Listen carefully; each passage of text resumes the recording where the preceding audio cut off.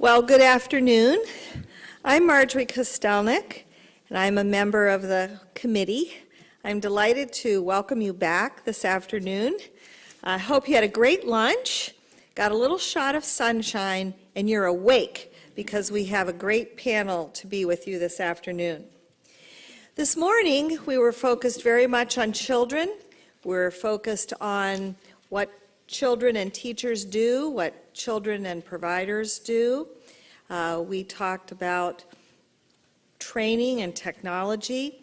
Now we're going to shift gears a bit, and we're going to talk about people who are employed in the arena of early childhood and the people who employ people in early childhood. So we have both employers and employees represented on this panel. Our goal here was to provide an array of people, an array of experiences. So we have individuals who've been in the field from 2 years to 40 years. We have people who are direct service providers in a variety of ways, and we have people who began their careers as direct service providers, but who are now working to administrate or operate programs that serve children in a variety of ways. Let me introduce you very briefly to the panel, and I would refer you to their biographies that you received.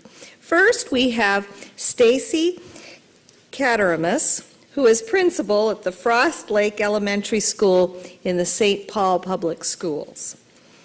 Next to her is Barbara Mayfield Coatney, who's the executive director of the Gulf Coast Community Action Agency in Mississippi.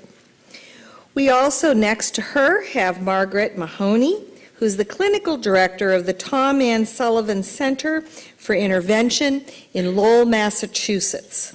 Next to her is Laura Butler, who is an owner and a teacher at Imagination Island Family Child Care in Milton, Vermont.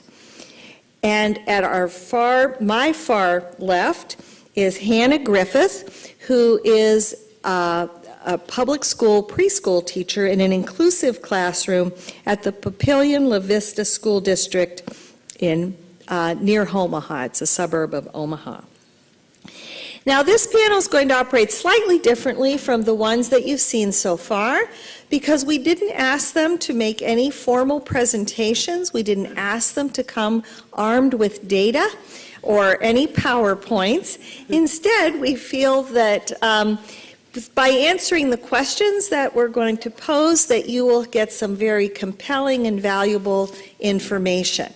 The first question will be a question that everyone on the panel will be asked to answer. After that, the questions may be more or less relevant to individuals on the panel, so not every panel member will necessarily answer every question, and I just want to point that out. We'll have about an hour conversation, and then the rest of the time will be open to questions. We'll start with questions from the committee, but we'll make sure that everyone in the audience has an opportunity to make a query. All right?